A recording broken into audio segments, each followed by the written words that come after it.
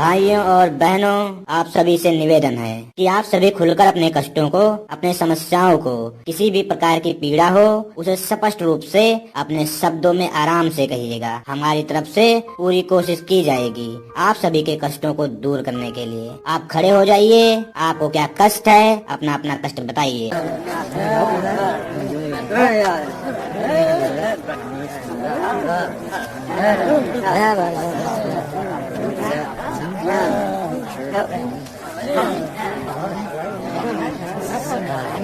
कृपा करके अपना कष्ट बताइए महोदय। महाराज जी, हमारे साथ बहुत बड़ा अन्याय हुआ है। हमारे घर पर नोटिस आई है। बहुत मुश्किल से आपके शरण में आया हूँ। मुझे पूरा विश्वास है कि महाराज आप जो फैसला लेते हैं वो करके ही रहते हैं। मुझे पूरा विश्वास है कि तुम हमारे कष्टों का समाधान अवश्य करेंगे। बाबा जी, ये व्यक्ति दुर्गा पूजा की रैली में पत्थर फेंका था। हमारे यूपी पुलिस ने इसे पत्थर फेंकते हुए पकड़ लिया था। ये पत्थरबाज है। तुम इतना रो क्यों रहे हो? तुम्हारी क्या समस्या है? बाबा, कल के दिन हमारे घर पर तुम्हारा बुलडोजर चलने वाला है। कल मेरा निकाह है। अगर कोई भी व्यक्ति प्रदेश में पत्थरबाजी करेगा और अपराध जैसी घटनाओं में पाया जाएगा तो उसको बख्शा नहीं जाएगा। जितने भी अवैध संपत्ति एवं गरीबों का घर कब्जा करके उसको डरा धमकाकर संपत्ति हड़प लिया गया हो उसको बख्शा नहीं जाएगा। जितने भी गैर कानूनी संपत्ति हैं उसको ध्वस्त करने के लिए हमारे यूपी की सरकार अवश्य कार्य करेगी। परंतु बाबा जी, हमारी मसला ये है कि तुम्हारा बुलडोजर कल की जगह परसों चल जाए तो मैं अपनी सुहाग रात मना लूंगा। जिंदगी में पहली बार ऐसा मौका आया है। बुलडोजर बाबा, केवल एक बार मैं अपनी बेगम की मोहब्बत पाना चाहता हूँ, सिर्फ एक बार बाबा। अरे पत्थरबाज, तू पत्थर चलाने से पहले नहीं सोचा था? तेरे चक्कर में बुलडोजर का नियम नहीं बदला जाएगा। अगर मेरे पास पैसे होते तो मैं यहाँ क्यों आता? बाबा जी, मैं बहुत बड़े बड़े नेता की चमचागिरी कर ली, परंतु कोई काम नहीं आ रहा है। मेरा कोई भी नेता साथ नहीं दे रहा है। बाबा जी, सिर्फ एक बार हमारी सुहागरात हो जाने दो। बाबा, मैं आपसे भीख मांग रहा हूँ। देखिए, अच्छे लोगों पर और गरीबों पर तुम लोग पत्थरबाजी करोगे और ये सोचोगे किसी प्रकार का जोर सिफारिश लगाकर बच जाओगे, तो ये सोच बहुत गलत है। ये गलत बात है। अगर प्रदेश की जनता का नुकसान करोगे और सरकार के कार्यों को बाधित करोगे तो उस चीज की सजा भुगतनी पड़ेगी। बिल्कुल बर्दाश्त नहीं किया जाएगा और ढकाढक बुलडोजर चलाया जाएगा। महाराज जी, मैंने बिल्कुल भी पत्थरबाजी नहीं किया था। अब हुआ ये था कि 2 महीना पहले मेरा दाहिना हाथ एक्सीडेंट में टूट गया था। मुझसे डॉक्टर ने ये कहा था कि तुम अपना हाथ हिलाते रहना, यानी एक्सरसाइज करना। तो मेरे सामने से दुर्गा जी का रैली जा रही थी। कुछ लोग मेरे पीछे आकर खड़े हो गए और मैं एक्सरसाइज कर रहा था और पीछे से पत्थर चलाना शुरू करते हैं और कैमरे में मेरा हाथ कैद हो गया। उत्तर प्रदेश की पुलिस मुझे उठाकर ले गई। बाबा, अब आप ही बताओ, मेरे साथ अन्याय हुआ है कि नहीं? मैं यही कहना चाहूँगा, ये किस प्रकार की जांच की गई है? ये किस प्रकार की जांच की है तुम लोगों ने? 2 मिनट सर, मैं जांच करने वाली टीम से फोन करके पता करता हूँ और आपको बताता हूँ। हेलो वर्मा जी, अब्दुल का घर क्यों तोड़ा जा रहा है? अब्दुल बोल रहा है, मैं कुछ नहीं किया हूँ, मेरी कोई गलती नहीं है। सर जी, उसने कुछ नहीं किया था। उसके अब्बा ने 15 पत्थर फेंके थे, वो भी आधा किलो का। कहो तो फोटो भेज देता हूँ व्हाट्सएप पर, देख लीजिए। अच्छा, तो ये बात है। इनके पिताजी भी उस टोली में शामिल थे और जिस घर पर बुलडोजर चल रहा है वो घर गरीबों का था। इसके अब्बा ने अवैध कब्जा करके रखा था। गुंडागर्दी करते थे इसके अब्बा। ये घर इसका नहीं है और न इसके अब्बा का है। आप बिल्कुल निश्चित रहिए, आपके शादी और सुहागरात में कोई विपदा नहीं आने देंगे। और तुम सुनो, एक अच्छा सा घर शादी के लिए अब्दुल खान को दे दो। अब्दुल खान शादी और सुहागरात मना लेगा, उसके बाद देखा जाएगा। जाओ बेटा, मौज करो। अरे महाराज जी, हमने तो सोचा था कि तुम मुझे जेल में डाल दोगे और कड़ी से कड़ी सजा दोगे, लेकिन आपने मुझ पर बहुत बड़ा एहसान किया है। देखिए, हर एक प्रदेशवासी हमारे हृदय में निवास करता है। मैं समझता हूँ उसे किसी भी प्रकार का कष्ट समस्या नहीं होना चाहिए, परंतु मेरे प्रदेशवासियों पर कोई कष्ट, हिंसा या नुकसान करने का प्रयत्न करेगा तो उसे बख्शा नहीं जाएगा। जय हो बुलडोजर महाराज। आपकी बातें सुनकर आप थोड़ा सा दिल की धड़कन कम हुआ है, नहीं तो लगता था कि दिल, किडनी सब बाहर आ जाएगा। जय हो महाराज। बाबा बाबा बाबा बाबा, मैं बहुत आज लेकर आया हूँ आपके पास। बाबा, बहुत आज लेकर आया हूँ। बाबा, मेरी मदद करो बाबा। अरे दिक्कत क्या है? खड़े खड़े भैंस की तरह मुँह फाड़ रहा है। तू पिया है क्या? तू नशे में है? तू मुझे अपनी समस्या बाबा को बताने देगा कि नहीं बताने देगा? बता। नहीं बताऊँ बाबा को तो जल्दी बता ना, तेरी समस्या दूर कर देंगे। देखिए, रोइए मत, तुम अपनी समस्या बताएं। सभी की समस्या का समाधान किया जाएगा। आप अपनी समस्या बताइए। बाबा बाबा, पहली समस्या तो आपके जो पिए खड़े हैं बगल में ये हैं, ये पीड़ित व्यक्ति का समस्या बताने नहीं दे रहे हैं। अच्छा, तो आपको इनसे प्रॉब्लम हो रही है। ओए, तुम जाके दूर खड़े हो जाओ, तुम्हारी पहली समस्या दूर हो गई। आप अपनी समस्या बताओ। बाबा जी, मेरा नाम लल्लू है, लल्लू। लोग मेरे नाम से पहले पागल लगाते हैं और मुझे बोलते हैं पागल लल्लू, पागल। तुमने अभी तक विरोध क्यों नहीं किया? तुमको अपने हक के लिए लड़ना चाहिए था। बाबा, मेरा नाम लल्लू है। मैं बहुत जनता की मदद करता हूँ, झाड़ फूक करता हूँ एवं भूत प्रेत को भगाने का काम करता हूँ। तू अपने भूत प्रेत का आधार कार्ड बनवाने आया है क्या?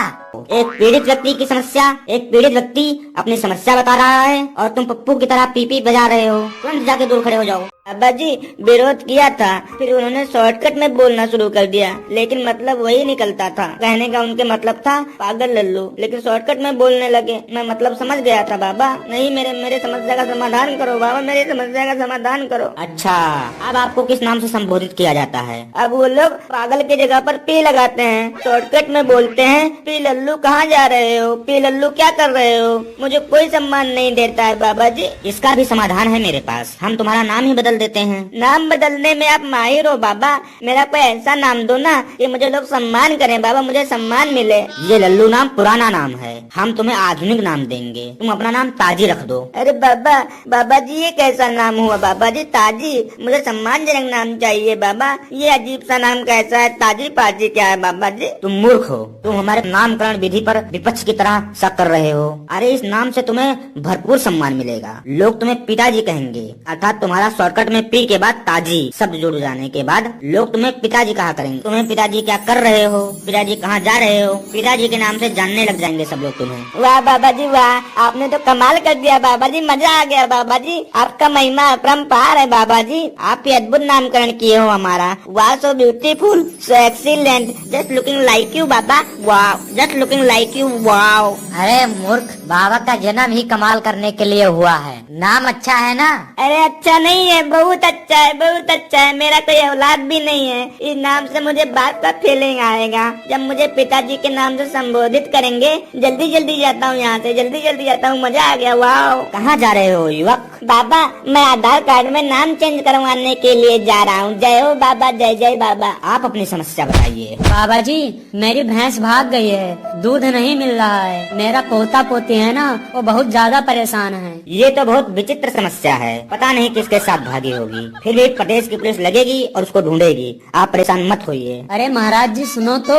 पहले तो इंसान भागते थे और अब जानवर भी बिगड़ गए। रोमियो एक्ट लगाना पड़ेगा प्रदेश में। प्रदेश गंभीर समस्या से जूझ रहा है। महाराज भागी नहीं है, दूध से भागी है, यानी कि दूध देना बंद कर दी है। आप अपनी बात स्पष्ट रूप से रखना सीखिए। आप सबको संशय में डाल रहे हैं। अरे महाराज, मेन समस्या तो दूध की है। मेरे छोटे छोटे पोता पोती हैं, वो सिर्फ दूध ही पीते हैं। वो लोग अभी बहुत छोटे छोटे हैं, वो लोग खाना नहीं खा पाते हैं। बाबा बहुत समस्या है, बहुत। बाबा किसी तरह से इस समस्या का समाधान करवा दीजिए, आपका बहुत मेहरबानी होगा। ये कोई समस्या नहीं है। भेड़, बकरी, घोड़ी, भैंस को रिजर्व में पालना सीखो। आप सभी गाय भैंस के ही पीछे पड़े रहते हो। ये कोई मदर डेयरी नहीं है, दूध देती रहेगी। यदि किसी भी प्रकार का पशुओं पर दूध के लिए अत्याचार किया जाएगा तो आपके लिए उचित नहीं होगा। इसलिए पशुओं पर अत्याचार ये प्रदेश नहीं सहेगा, सरकार नहीं सहेगी। उसके ऊपर कड़ी से कड़ी कार्रवाई किया जाएगा। जी महाराज, कुछ दिन के लिए भैंस को उसके मायके छोड़ आऊंगा। तुम्हारा भैंसा कहाँ है अभी तक? उसको तो मैं मौसी के यहाँ छोड़ आया हूँ। यहाँ पर वो बहुत उत्पात करता था। अबे कटोरा, तू अपनी भैंस को मायके नहीं अपने मौसी के यहाँ छोड़ के आ, तभी दूध देगी वो। तुम कुछ ज्यादा एडवांस बनने का प्रयास कर रहे हो। चुपचाप खड़े रहो। सॉरी बाबा जी, सॉरी। ठीक है, आप जाइए। आपकी समस्या का समाधान करने के लिए प्रदेश काम करेगी, निश्चिंत रहिए।